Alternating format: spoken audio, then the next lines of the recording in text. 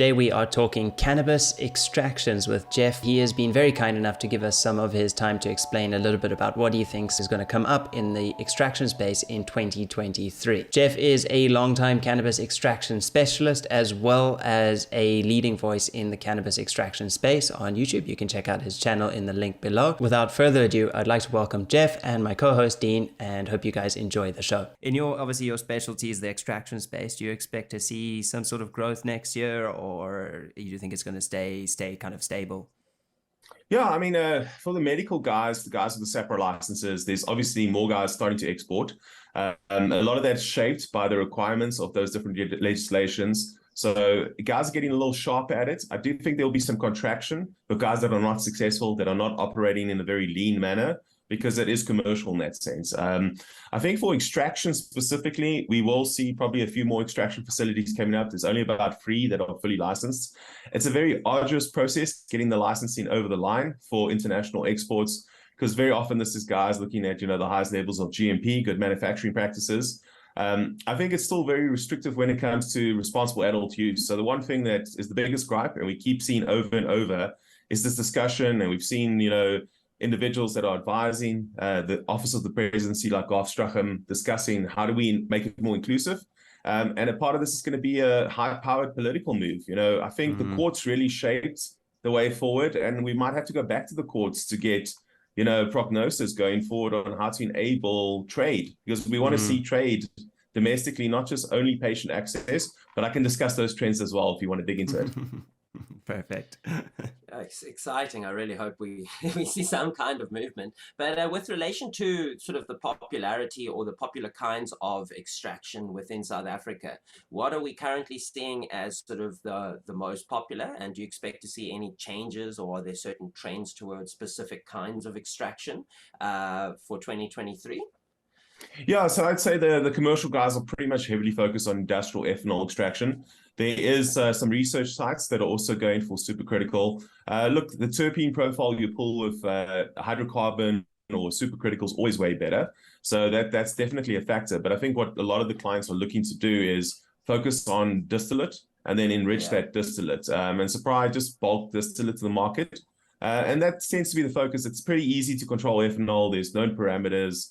There's a limited amount of tweaking. But I think as terpene profiles become more important internationally, we're going to see a pushback to hydrocarbons and a pushback to maybe versions of supercritical selectively used for like terp extraction. I think that's what you got to always balance, is like what is the efficiencies, and then the benefits of those kind of systems is those closed loop gas based systems are very good long term, because with a solvent like ethanol, you do have losses of 2% maybe per run. So it's all about how long you're operating for, and it's hard to give a 10-year horizon in any business as volatile as the cannabis industry.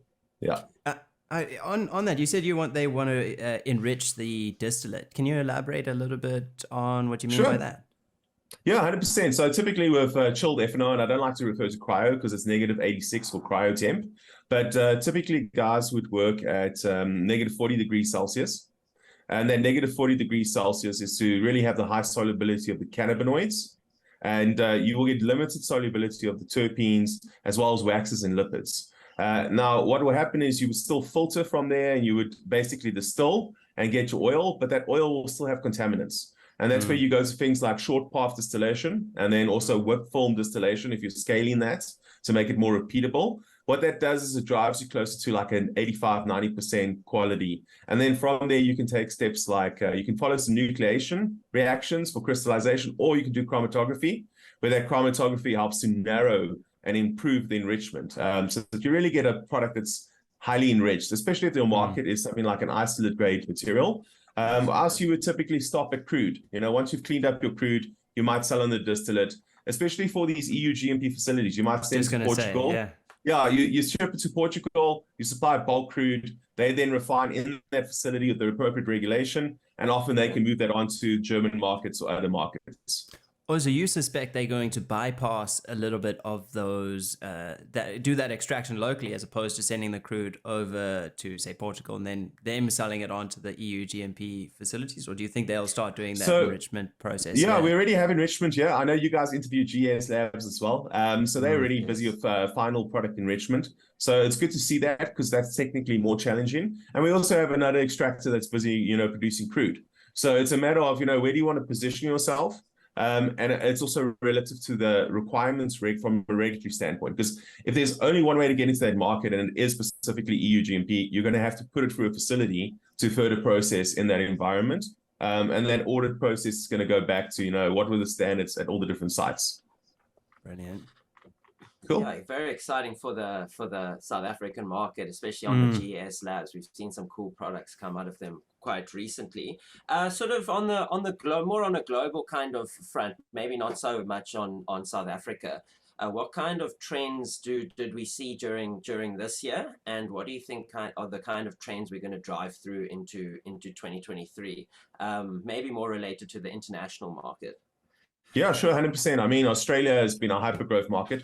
150,000 patients. Look, there are CBD products that do pull into those numbers. So it's not just high-potency THC clients, but it is a massively growing market, and it's got good access through the TGA, which is their regulator. So they're running that really well. Israel still, it seems to be kind of more stable in Israel. It had hit its 100,000 plus market. Same with Germany. I think the biggest trend everyone is talking about is, will Germany succeed in getting EU law as well as the INCB to recognize their position on commercial trade, not just for medical and scientific purposes? And I think this falls back to the UN treaties because, it's outlined in the UN conventions, what cannabis can and cannot be used for. Scientific and research is fine, but commercialization is where it normally hampers. We saw Canada basically say, we're going to go ahead independent. We've seen Thailand this year say, look, our laws are a little iffy in terms of what's gazetted, but we're going to let it roll, roll out the dice. And we hope that Germany will commercialize successfully and not fall back to a position like Malta and Luxembourg where they allow for home cultivation. Because we have seen it. I mean, there's nothing wrong with enabling home cultivation. It's a great thing. It happened here as well. But the problem comes is we're still not able to trade. So no one can actually start to trade because it's still treated as an illicit product in that setting. And that creates a lot of confusion. It creates a lot of uncertainty. And then we get this disparity between regulation and enforcement, because we have regulations that say one thing, and then we have stores proliferating everywhere. They technically fall into a very gray area, but you could argue it's a black area, And that's the thing is, let's just set up legislation to enable adult use, similar to what Germany's done. And Thailand moved on this very quickly. So if Thailand can move on that argument, I think we can. Thailand's arguments are tourism, cheap labor, good weather. That's exactly reminiscent of South Africa. Yeah, 100%. I was just going to think, with regards to extraction, do you expect to see, and I didn't mention at all, I'd be asking something like this, but anything with regards to like HHC and Delta 8? I mean, those are so big in the American market. Is it by chance? I just don't know why we don't see it here coming out of places like GES Labs and other extraction facilities in if that's even legal. So to your point, I think the challenge here is the enforcement in the US is a lot tighter, which means, we can sell Delta 9 products and you can run away with it. And guys are illicitly extracting it and selling extracts. And there's, it's one way, those are the realities, which means in the US, it's by proxy guys trying to work around state level legislation. And they're using things like the Farm Bill of 2018 to say, well, Delta 8 is a hemp derivative. And by such, we can argue the legality. HHC is a synthetic, which means we can also argue there that it's not Delta 9. The enforcement is so poor that why not just run with Delta 9 products? Because it's cheaper, probably locally, to do that than it is to import HHC and Delta 8 products. And I would say it's actually probably better because I don't like synthetics if they're not properly cleaned up after extraction. Because the problem comes is you drive a chemical reaction, you create all these unknown byproducts, and now it's the byproducts that end up deteriorating your health. And that's the concern. I'd rather a natural product that contains Delta 9. That's far safer. The safety profile is way better than starting to push synthetics because we're trying to bypass laws. I mean, let's be honest, that for me is a concern. So I think the regulatory environment and the enforcement here needs to improve because I'd rather have people have safe access to botanicals than illicit, synthetics, which is really where a lot of the problems start to stem from. Brilliant. Yeah, Jeff, it's hopefully going to be a good 2023. I do think you've got sort of the same wavelength as us. We're quite optimistic about it. There is obviously some massive hurdles to cross and to figure out, but I think we'll get there. We may be replaying some of this towards the end of 2023 to see if how close we were to getting it or not, which will be quite exciting. But yeah, just for your time today and for coming on and sharing your thoughts and obviously your wealth of knowledge, just a thanks from us, and we hope to see you guys see you on another show soon. Awesome, excellent. Keep up the amazing work. Love the shows. I always love having Jeff on. His knowledge base of extractions drives so hard. He's got incredible knowledge, and also his global knowledge of goings on is also always powerful. So it's exciting to see. I think he's upped his game a bit because I felt really that I have become a bit detached from sort of the very industrial side of things quite since the expo last year was the last time we really like dove into it quite so deeply. So it's nice to see that the wealth of knowledge today was all new, all interesting. I think I need to do some more research and homework. That's my game a bit. That's for me. That's the difficult part of the cannabis industry, because it's such a massive industry. You can be a professional in a small little space, like maybe home cultivation or indoor cultivation or extraction, and then when if you want to try and delve deep into every single one of them, you've got to just spend so much time researching, because there's just so much knowledge available. And that's, I suppose, also one of the challenges with having to run something like what we do on the show. You're constantly having to research topics to try and bring light to conversations, and it just sometimes gets so technical.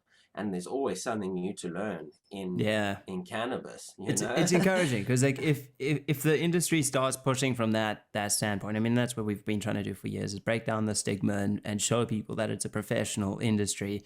And Jeff's the epitome of that. It's like profession through and through.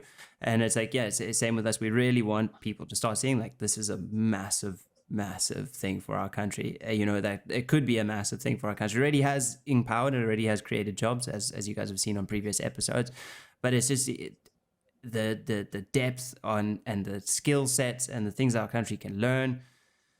It's still it's so much, and it could be so much good for everyone. And we've had a legal growing market in the home for what, three years now, and nothing bad has come of it whatsoever. It's like if that's not proof enough that it's like time to legalize, I don't know what is. But yeah, anyway, we're on time, and I do appreciate you guys watching all the way to the end. You guys are really help us keep going. Please help to support us on Instagram, all the other channels. It really means the world to us. We're also on TikTok from time to time, so you guys can check us out there. And yeah, it's always a pleasure, and check you guys next week.